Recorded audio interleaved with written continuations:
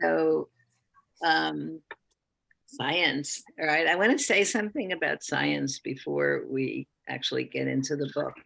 Is I graduated Brooklyn College a year late because I couldn't pass science.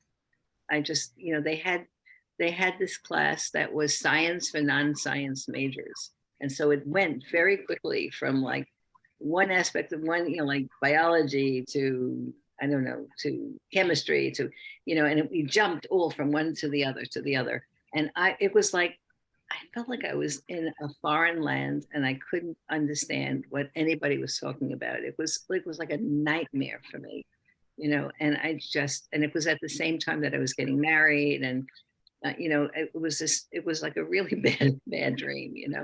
And then when I started teaching, one of the one of the things that I loved working with was science. It was kind of funny. I thought that I would shy away from science, and yet it was something that the children loved so much that we did a lot of science.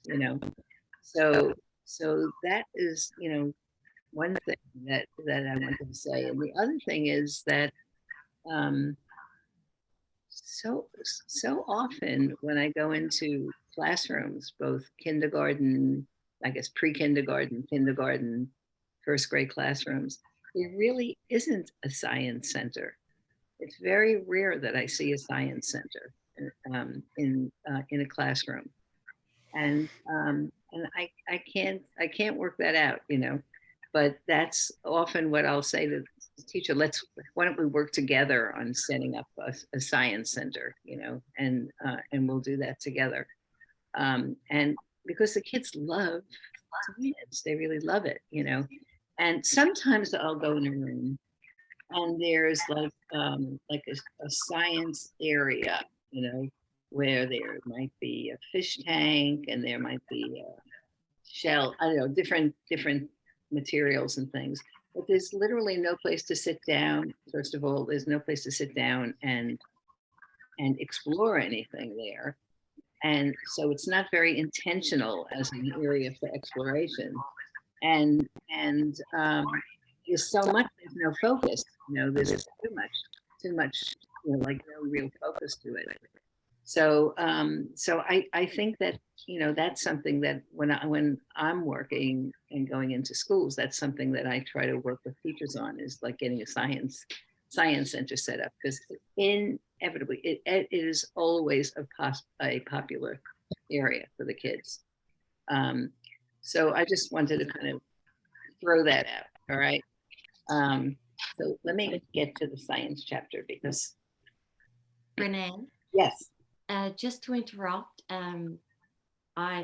people may need to turn off their mics because there's a lot of feedback. Something is happening. I don't know what it is. Yeah, usually if there's more than one mic on at a time, you will get a lot of feedback. Because it sounds almost like someone shattering. Okay. So, so I started out the chapter really because again, just like with the book itself, like I wanted to give some sort of a background to, like, like what are the standards for, what are the upper standards for children for learning science. And so I use the Next Generation Science Standards, which is on page 67 of the book. And it's all very logical. It's so logical, the things that children, I mean, you can see them doing, asking questions and talking about the problems, defining the problems, using models, carrying out investigations, all the math that's involved. It's to me, it's also so very obvious. All right. And the other thing is this book, Habits of Mind Across the Curriculum, Practical and Creative Strategies for Teachers, which was very interesting to read, had 16 habits of mind in terms of learning science, all right, in terms of doing anything connected with science. And I sent you, did you get sent something, remember last week we did, there was like a transcript from a classroom in the Block Center. I sent another one to you from the science, from the water table, actually. Did you all get that? Yeah. Kathy, I'll forward it to you now. Excuse One me? second. What's that? I said I'll forward it to Kathy now because she wouldn't have got it. But I'll Okay, do it quick. so you know what? I can open it. I can share my screen, maybe, and I'll put it on there. Okay, so this was from a kindergarten teacher, and she didn't. Actually, Choice Time was quite new to her. They, it's a school where they did very little of that type of. It was a charter school. It was strange, like they were supposed to give each class the name of a university and really strange things, but she was really wanted to make changes, and so she got a water table, and she had just set up the water table. This was actually the first week that the children were at the water table, just to give you some background. Let me see, share screen.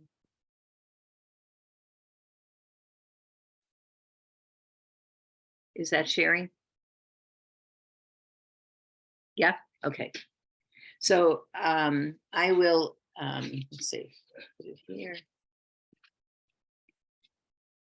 Just one moment, because I have it here and I want to read it. Okay, so there were 1, 2, 3, 4 children at the water table. All right, Mitchell, Davian, Joshmere, and Blessany were at the water table. 1 girl, the rest were boys. And this is what they were saying. The teacher just wrote down what they were saying. She's saying, using an ice cream scoop to fill a watering can and repeating to himself, scoop it up, scoop it up. And then Davian joined in with Mitchell, and they exchanged the scoop for small cups, and they continued to fill up the can together. All right, so this is what they were doing for this. Fill it up, and they're filling up the can. And Davian began jumping up and down. And he said, get it to the top. And Mitchell, he peeked into the can and he said, needs more, needs more. And when the can was full, they picked it up together, poured the water over the water wheel, those commercial water wheels that you can have, over the water wheel, and jumped as the wheel began to spin. Blessany, meanwhile, she was struggling to work this little pump to move the wheel, all right? And she was looking really, really upset.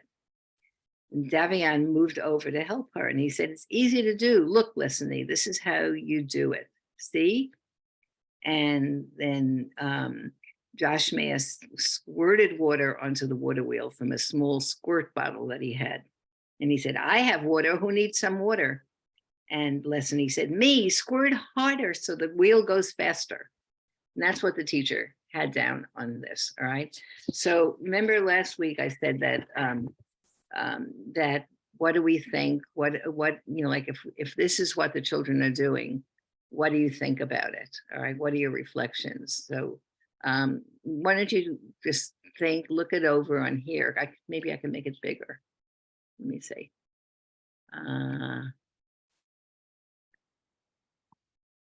Oh, no, that didn't do it, right? I don't know how to do that, but can you see it? Can you all read it from your screen? Okay, so just look it over and think about, like, what are your reflections on what you're seeing? What do you make of it? Right. Just imagine this was in your classroom. What are you thinking?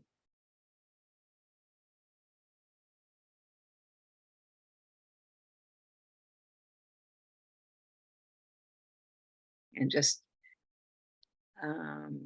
you could either just raise your hand or just turn on your sound when you say something.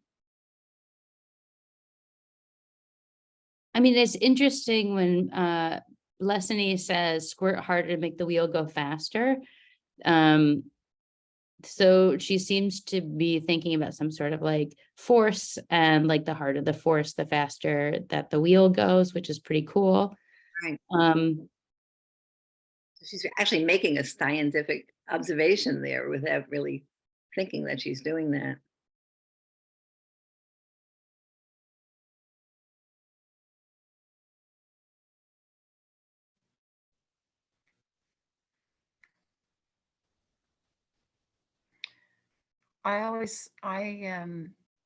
I mean, I guess as a kindergarten teacher, you have to be very, very familiar with what the outcomes are in all of the subject areas in order to be able to listen and look at something like this happening and then be able to say like, okay, this is these outcomes are happening here now, right? This is that would be something that would very typical be going on in my classroom. And at this time of the year, I'm just thinking if that was something that I observed like now in October, I'm listening and looking for a lot of being able to interact with peers, like cooperatively, not just playing solo, right? And not just playing parallel with another child, but Right. actually interacting with a child, one saying, look at this and saying the other child's name, and then the other person responding and saying, oh, yes, and listening actually respectfully to what the person has said, and then offering to help, like offering some assistance or some guidance to another child. Like those are in the outcomes. They're in the language arts outcomes, they're in the social studies outcomes, right? And then Gabby, you went over that. not even included in that is the science outcomes, right? The stuff about cause and effect. Well, in the social studies outcomes, there's stuff about cause and effect, but in the science, there's also in the GCOs about cause and effect. And then the things about volume and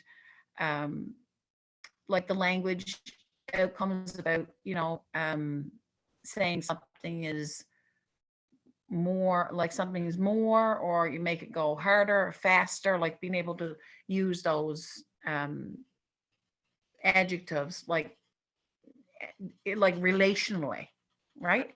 I mean, that's pretty, there's a lot of advanced things happening going on there, right? That's what I But thought. yeah, Let me tell you you have about to be very this. familiar. Kathy, let me tell you about this. This is a form, a template, all right, where like you might have this template, blank copies of this template available in different areas of the classroom where the children are involved. And so if you have like say 5 minutes or so to sit and just listen and watch, you could, in that first column, you could either, you could write down an observation or you could write down actual transcript, all right, and then put it aside. Don't do anything with it then, because you've got to, you're in the classroom, you're with the children, you have to be with them. But then when the children are not there, you can go back to it, and in that center column, write some reflections. What are you noticing here? What's standing out? What's really important? And then based on those reflections, what's for you as the teacher, what's your next steps?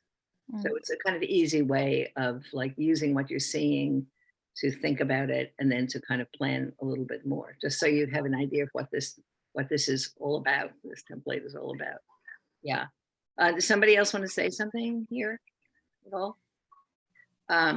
So I wrote, I don't know if you all have your book there, but what I wrote here about how they're demonstrating different aspects of the habits of mind. Let me see if I can find this here. By sticking to the task of filling up the water can and causing the wheel to spin. Persistence, right? They're keeping with it. Using the squirt bottle, a water pump, and cups. They are thinking flexibly, all right? There's different ways they can do this and generate alternative methods for solving their problem. Davian listens with empathy and understanding. All right, that's what you were talking about, Kathy. And sees Blessiny's frustration in working with the pump and teaches her how to use it. And in continuing to play and explore, they work together interdependently. And from their excitement, it's obvious that they're responding with wonderment and awe as they figure out strategies for using water to move the wheel. All right, so they're actually, like this little few minutes of watching them at the water table, there is just so much going on, you know, and I'll tell you a snippy story of mine, a snippy story. All right, so I was I used to belong to this, it's called the think tank, the Teachers College reading think tank. And I was in the early childhood part of it. And every year there would be a retreat. So the upper grades and the lower grade, you know, consultants would go, and we'd be separate all day, but then we'd eat together in the evening. You know, we'd meet and we'll eat together. And I was sitting next to Kathy Collins, who wrote the forward in the book. All right. And I guess I said something where I mentioned water table. No, sand table. I mentioned actually sand table. And there's another consultant for the upper grades, all right, Isoki Nia, and she was very flamboyant, very aggressive. She's very smart, but very difficult. I find it very difficult. She actually, at PS 321, where I taught, she had made a teacher cry, which I can get over that she did that. But anyway, she heard me, and she said, sand table. My granddaughter is in a gifted kindergarten class. If she had a sand table in her class, she would be bored out of her mind.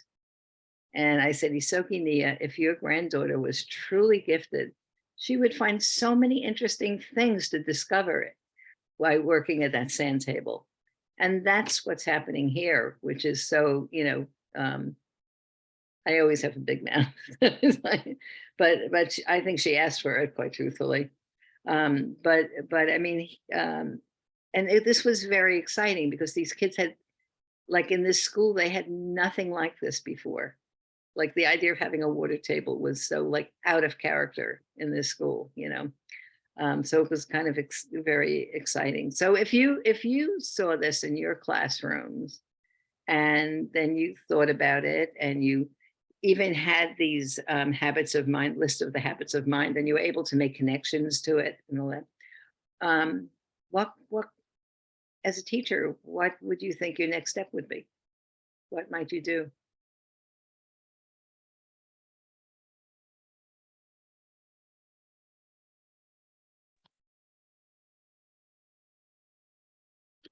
I mean, maybe even present them with other ways of making water move. The So- other objects, like, or even presenting to them, I noticed that you were interesting in how the water was making things move. What are the other ways water might make some of these other things move? And maybe even after a few more experiences, offering them materials to try to make some of those things as well could be Mhm. interesting, depending on how it Right. unfolds. Right. I mean, even from my point of view, even going to the like the meeting, like the class meeting the next day, and just talking with the kids about what I noticed, and asking these kids to come up and talk about what happened at the I mean, giving them the opportunity to really be able to explain to the rest of the class what was taking place, what did they do, and to answer some questions, and to I really like kids being able to do that, you know, to really be able to like reflect and talk back, you know, and it's not so easy you know, to always do that, but I think it's a good practice for them. So you know, that's something that I might tend to do. It would also be a good time to introduce some children's literature about water, Mhm, mhm. you know. Well, I mean, especially if you see, like, if you have a few days of observing at the water table and you see a lot of interest in it, that is definitely something even more to like pick up on, you know, and maybe read some books, or, you know, to really just talk about, you know, you know, where they find water, where are other places where they find water, you know, definitely, yeah. Yeah.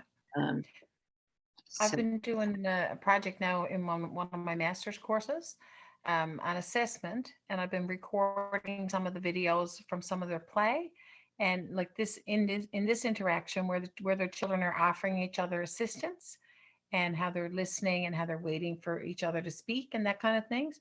Those are the types of videos that I'm recording and then playing back in the meeting later on in the day or the next morning, and really stopping and pausing it and slowing it down and really noticing and naming like those different things, like, what it means when someone offers assistance, and, asking the child, like, what do you think? Like, how did that make you feel when that person offered to help you? And they'll say, good, whatever, and a smile. But kids just love to have, they love when we just reinforce like all those kind,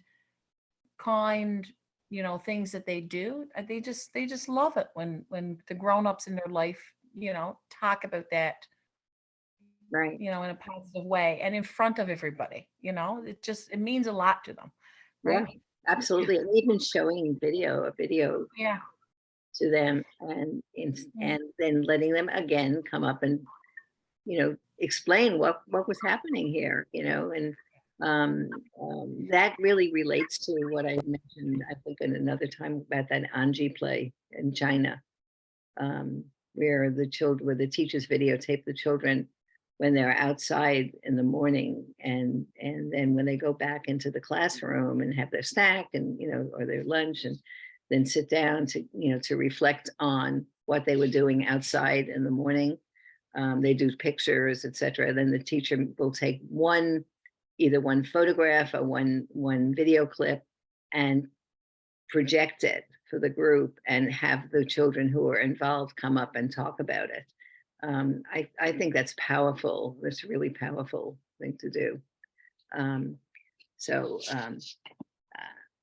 anyway, do you all have science areas in your classroom where kids can kind of go to and really either experiment with something, or like a dedicated science area? You know, Renee, I have a basket that I put out, and when I started this choice time, and I filled it full of everything magnetic that I had in the classroom. I just kind of put it all in the basket, and they love it. It is a favorite center, and they have these little magnetic wands, and they'll string the beads, like magnetically attach the beads, and they hang them down. They'll make circles, and they'll go around the classroom and find things that are magnetic and not magnetic, and just the discussion and that they're having with them. Right. That's a favorite for sure. And magnets is not even a part of the science curriculum for kindergarten, but it's just the inquiry, it's the questioning, it's all those skills. I could say that I've never looked at what the science curriculum is for kindergarten and just thought about what the kids were interested Yeah. in. And they Mhm. and some classes had more kids who were interested in magnets than in other classes, but I have a memory of one class where I had all these different things at the science table that were connected to magnets, because I had a dedicated area, a table dedicated just for, it's for science. And they got this particular group got very involved with making mazes. They loved mazes, making like a pet. They called it a maze, but it was really like a path, like a trail, or something. And so we had trays from the lunchroom, okay, that they gave us. Actually went down and asked if they had extra trays, and brought the trays up, and we had these trays, all right. And on the trays, gave them paper so they could put the paper on the tray, and they made their own maze. They would make a maze, and we had these wands that were, I think you described something like that, like a magnetic wand, and they put a paper clip on there, and it was like they had so much fun, like trying to get the paper clip to go through the tray, and follow the path. And so I said, we could save these, and you could trade them with each other if you want to. So I put out like a a little box where they could put their mazes, and so kids would make their own maze, or they would take somebody else's maze and try somebody else's maze, and that kind of extended in that class. It's funny how things extend, because when the kids are super interested in something, then you can kind of build on that excitement. So my daughter, when she was younger, she had something that was like a stage. It was from we bought it in Italy when we lived in Italy, and it was made in Czechoslovakia. I remember that. And it was a little stage. It had different scenery, and it had these little wooden people, like a king and a queen and a prince and a princess and a knight and all of that. And it had something magnetic at the bottom of it. And then it had wands that went underneath, so she could make a Oh, play yes. with it. So I brought it in to show them, because she'd saved it, and I showed it to them, and they were like incredibly excited by it. And I said, well, you could make your own, you could make it. We could try to figure out how to do that, And so I said, maybe we could do it with shoe boxes. So if you really want to do it, see if there are any empty shoe boxes you have at home. And they put it in shoe boxes, and they did it. Some of the children did it. They just made story or something. And some of them did it actually from a book that they liked, like Oh, from nice. a storybook that they liked, and it was just a center, it was just a center. So it was kind of combining like the science that they were doing and the stuff in the art center. I had pieces in my art center. I had pieces of wood, different pieces in a basket that they used like for construction and stuff. And so they put the wood at the bottom, so it was lifted at the bottom of the shoebox. And so they could put the wand underneath the shoebox. And so that, it was only one class that did this, they were just really hooked on this, and they wanted to do it, so that's it really bothers me sometimes that teachers don't do stuff like that, because it seems like that's what made teaching so much fun, being able to like follow what the kids were super interested in and do all that. I have some trays. I'll have to bring them in so that they can try stuff like that. See what happens. Yeah. Yeah, Um, for sure. So I made a list in my book that I could think of, but I'm sure there are more, of different focuses that you could have in a science center, So seashells and snails and hermit crabs kind of go together in a way. Magnets, seeds and pods, particularly in the fall at the beginning of the school year. If you take a walk, leaves and branches and tree pods, plants and flowers in the spring, water for sure, color, just exploring color different ways, with water and with crayons. Just what can you do with color? Like just focus on color. It seems almost more of like the first grade kind of thing, because it really isn't as mushy as other things, but it's an interesting thing to study. Sand and pebbles and rocks, the life, mealworms. I remember having mealworms at the science center. And they really loved that. Baby chicks, birds, feathers and bones and nests and shadows and insects.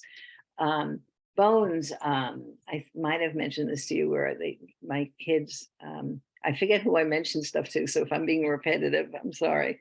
But so we had once a week, my kids went to science, right? Like it was a special. And the teacher who taught the science had been a kindergarten teacher. She was totally ineffective. She was awful. She was a terrible kindergarten teacher. And to get her out of the classroom, she was made the science teacher. It was a situation where she had tenure. She was in the school, and so the principal thought better that she see the children once a week than be with them all the time.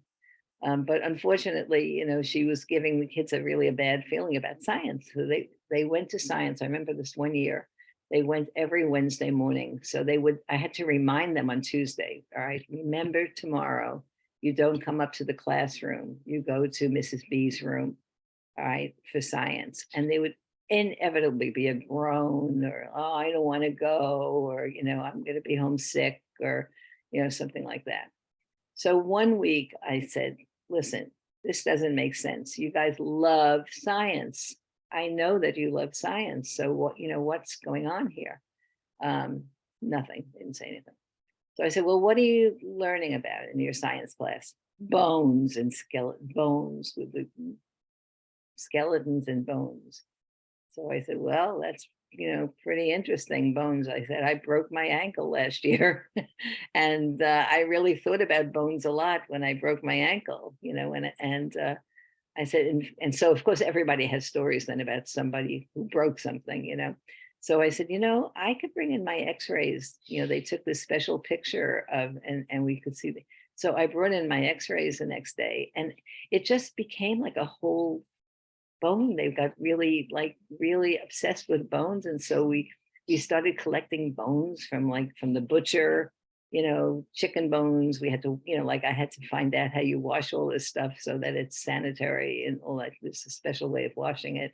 And so there were bones on the science table and x-rays and I brought over the at that time we had overhead projector. I guess you don't have them anymore, but so you could put the x-ray on the overhead projector and see it on the overhead projector. And it just became something that they were in books about bones, and they were super interested in it. And they ended up in the art area then after like about 2 weeks of this, or 3 weeks, I can't remember how long, making a skeleton out of all different materials. We had pictures up of what is, the different parts of the body and all that. And they made almost a life-size skeleton in the art area. Like different kids went there different days and they were adding things on. They were using dowels and Play-Doh. I think it was either Play-Doh or I think maybe it was plasticine. And for the spine, they had they broke up a egg carton, the different parts of the egg carton and all that. So they were pretty much on their own doing that. And one day I walked over there and they were doing the hands. And so they had popsicle sticks and they were putting the popsicle sticks on to the hands. So I didn't say anything. I didn't want to say anything, but I looked at it and they were looking at it. And I sort of looked at my hand like this, and I went like that. And then I looked down at that and I said, and I just walked away. And they said, then they came back to me and they said, we want to break the sticks. And they couldn't do it. So we figured out how many parts do you have to break it in? And they're all looking at their fingers and counting it. And also I broke it for them. And then they put it back on it, like, broken up like that, so, and so it was really interesting for me because I didn't have to say anything, I just had to like look at it and wonder, and then they went with it. But I was kind of upset because of the way that they were feeling about science. I didn't want them to feel that way. Yeah, I'm actually looking at your chat to see if there's anything that I'm totally losing. Okay. So do you have questions so far? Anything you want to add? Any more you want to add? I tried to think about like what are some materials that you would use in the science center, and I actually did. This is for pre-K, but I had done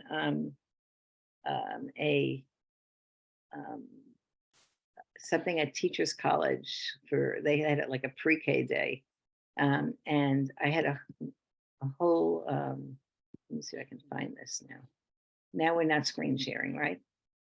Let me do this again. Screen share. PowerPoint.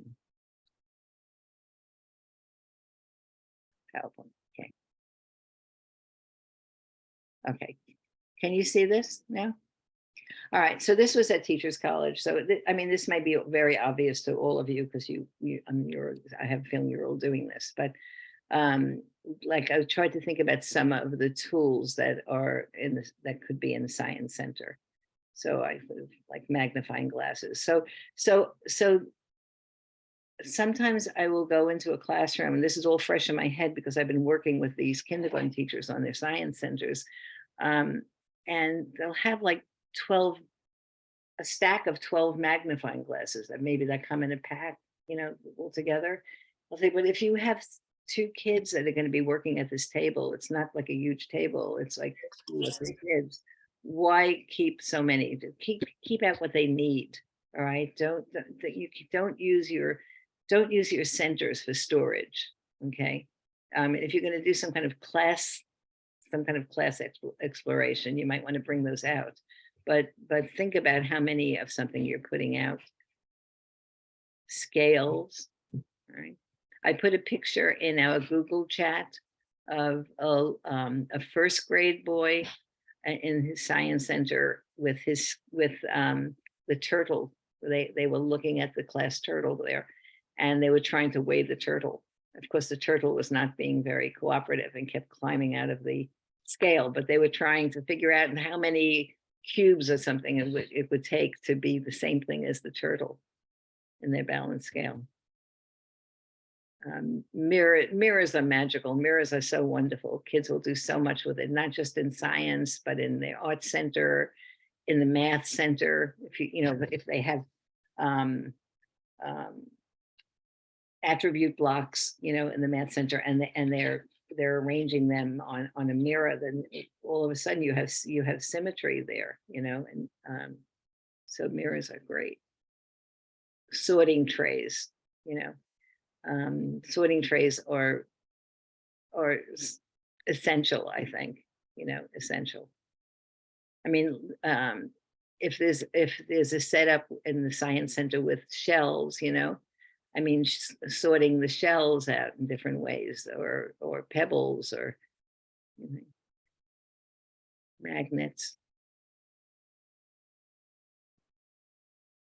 flashlights, and color paddles. These are just ideas of things that you might want to have for a science center. Timers, pencils, blank booklets for being a scientist and recording what you're doing. Books, pictures. White shirts do a lot. You have like 2 white shirts on the back of the chair, right away you're a scientist in the laboratory, and it makes it kind of exciting. I think this was natural materials. This was actually from the exhibit, the Reggio Emilia exhibit that came to New York, and I took this picture when I was there. Different natural materials. This too. That wasn't an interesting way of keeping the magnifying glasses also just on hooks on the wall. Did you, Lauren, when it came to New York, did you get to see it? I did. Actually, I met Bill there, I think. Bill Fulbrecht. Yeah. That's where I met Bill, was at that exhibit. Oh, okay. So this was it was in Williamsburg, at that school in Williamsburg. Yeah. Acorns, opening it up, sorting, experimenting with water.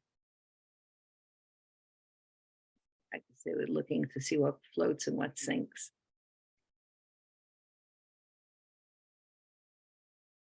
Bubbles, oh, bubbles, I love bubbles, they're so much fun. This is a wonderful bubble recipe.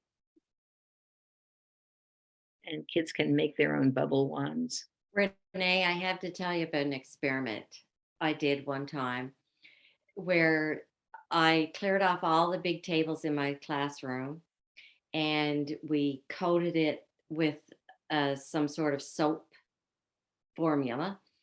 And the kids used straws and they made bubbles, and then they learned how to make bubbles inside the bubbles and stuff like that.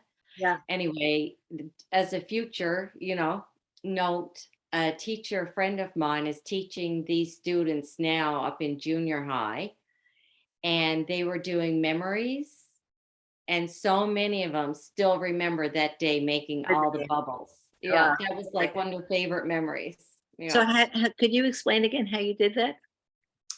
The tables had to be wet, all wet, and you made this solution using dish soap and Like this, maybe?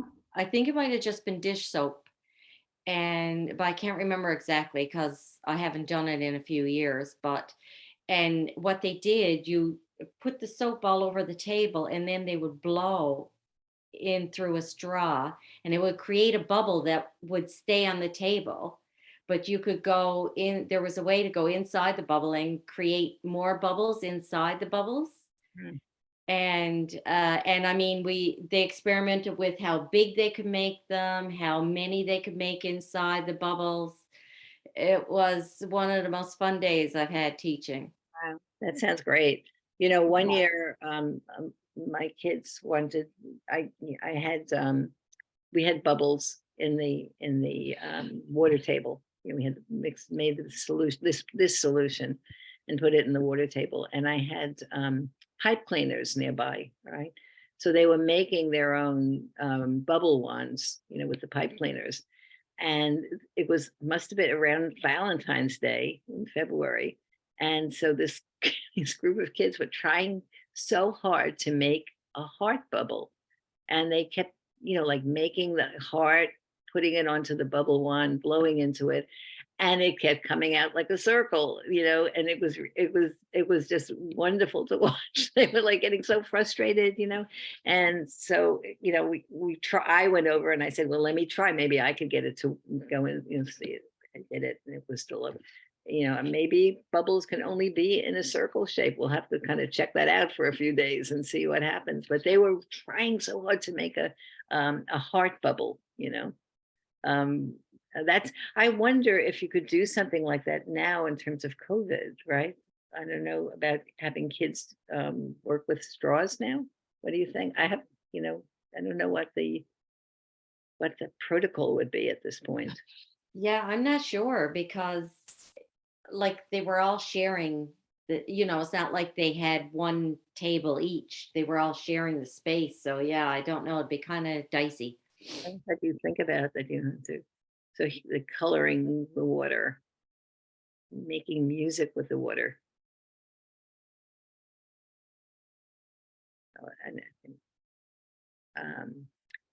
this was just from the workshop that I did, you know, like to introduce the tools very slowly, you know, and maybe at a meeting in the morning or something, you know, to like the different tools that they're going to be using at the Science Center, to prepare an interesting way of introducing the exploration topic, like when they had the acorns, maybe taking a neighborhood walk, reading a story, telling a personal story, giving children an opportunity to have a whole class experience. That also helps, right?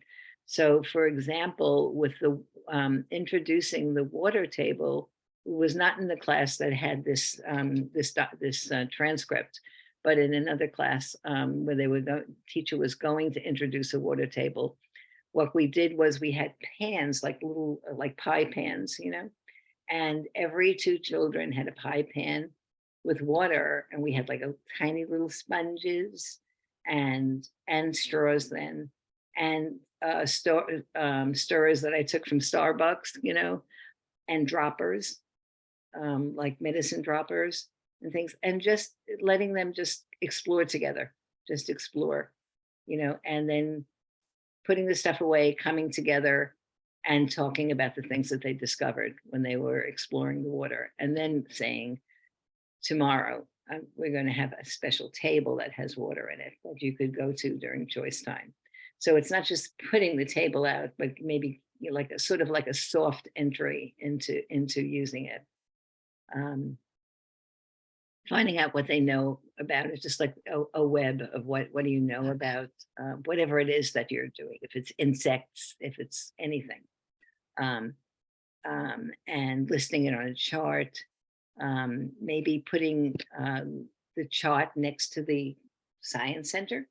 All right. So if let's say you have insects at the science center, and what do you know about insects? So you have that chart there. And then another chart, maybe with a question mark, like things that they're wondering about, things that they want to discover, or answers to wonderings. Right. I think this might have been it. Renee, that first, your first point there about the tools, that was one of the things that struck me about the classroom activity, how they moved from the scoop to the small cups. And there was intuitive understanding that the purpose didn't suit the tool that they were using. Yes. You you're know, right. and this idea that, you know, you could bridge out in an interesting way around purpose, you know, around tools and kind of do a whole bunch of things there. And I like this idea of introducing them to different tools and then exploring alternative tools to suit purposes that you've sort of introduced in some kind of way and see what they might come up with. And I thought about that even with, you know, the water thing. So they used the whole bucket, and now you could do things with speed and volume around creating different kinds of tools to control the flow or different types of things. Like, it was such an interesting opportunity to kind of take that whole idea out.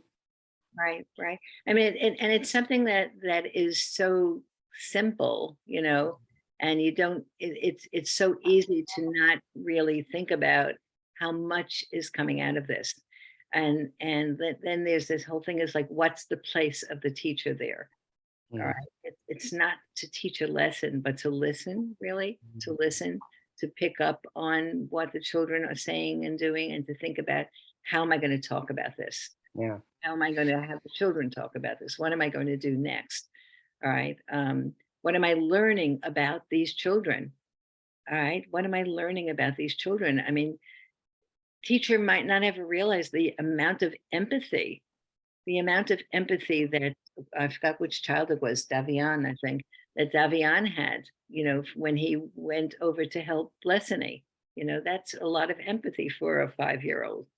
And so there's so many things that you kind of just by watching and listening and reporting that you learn about the children.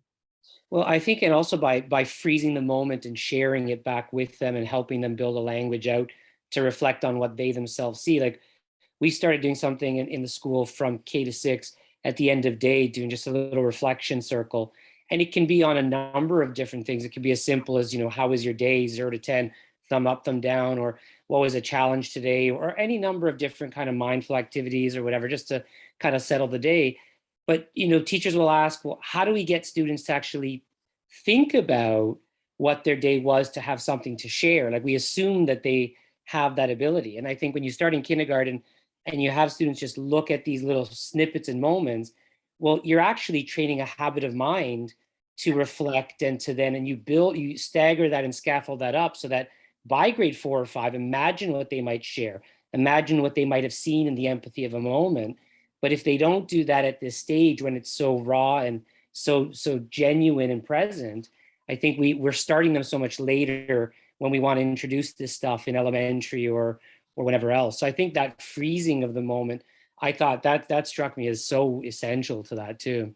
Right, that's a very good point, David. A really good point, you know, and I felt like that was one thing that my kids came out of my class with a lot of strength. You know, they really had that, and they also felt very confident asking things, asking questions. They felt very confident about that, and those were two things that I felt really good about. Um, and there was a teacher. Well, I guess he was a second grade teacher because I had my kids for 2 years, you know, kindergarten and first grade. But he said he didn't have to look at his you know, book of where the children came from.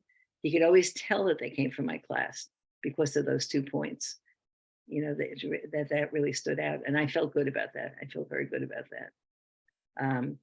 So it's an hour, and I decided I'm not going to kind of pull things out forever but if you have things that you want to say before we end this time, and And I'll try to find out where everybody is, in terms of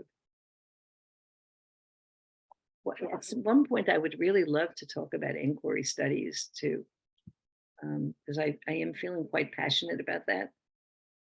So maybe at some point, maybe more towards the end, but I'd really like to, I don't know if you're interested in that, but like a whole class inquiry study and how that connects with the investigations that they do during choice time and the play that they do during choice time. But was there anything anybody wanted to say before?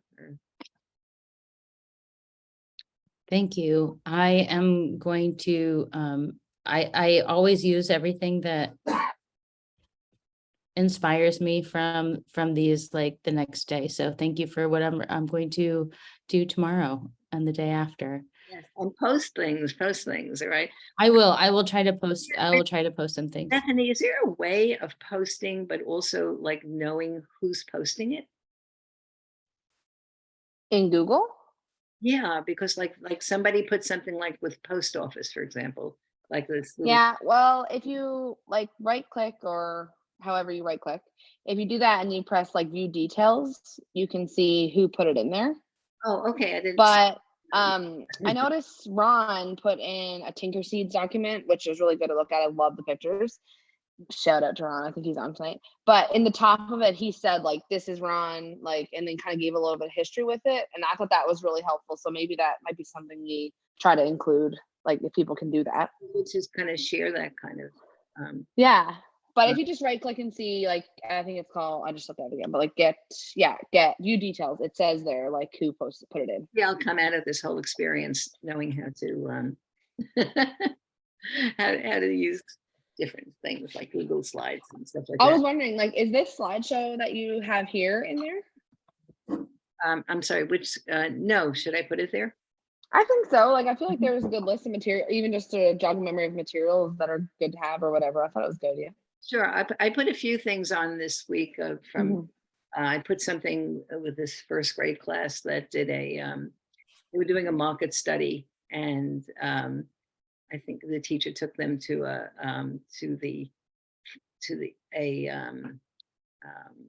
farmer's market, and they were very shocked because that wasn't what a market was supposed to be. It didn't have any aisles, and it didn't have a cash register, and it didn't have all the things that they were learning about in the market. And but they were intrigued with it, and they became really interested in where all this food came from. And so the teachers took them to a farm, and and so anyway, in the classroom they started to do their own planting, and I have that on a little video clip that I put in the Google slide if you want to look at it. So, and I'll put this there too. All right. Anyway, so I'll see you all next week. Okay. Oh, and Renee, I was just thinking maybe some New York folks have parent teacher conferences this week. So that could be where a lot of people are too. Oh, okay. And you know what? I'm thinking also, let me stop the share. I'm also thinking, there's a whole lot of teachers that are from Bolivia, a school in Bolivia, and it's a holiday. The day after, I'm not Catholic, but it's the day after Halloween, All Souls Day, maybe, or something like that. And I know that one person from upstate New York sent me an email saying because of that, she's going to Mass tonight. And so maybe it's a school holiday there. Could be a school holiday. Yeah, it's All Saints Day. All Saints Day, because I think when I lived in Italy, I think it was a school holiday on All Saints Day. So maybe in countries that are more Catholic, maybe they have. Yeah, it's a holiday that celebrates the saints. Anyone who has died is in heaven. Yeah, I mean Halloween that's what Halloween is. Hallow something. That's what it came from. It's the eve of All Saints Day. Renee, if it was Italy, it was either a holiday or a strike. Yes, Sciopero, right? Many Sciopero stories. I imagine you did, yeah. Time in Italy, yes. But anyway, listen, everybody, have a really lovely week, and I hope that you can come next week. Okay, and share stuff. I'm really enjoying this. Thank you. Thank you. Thanks, Renee.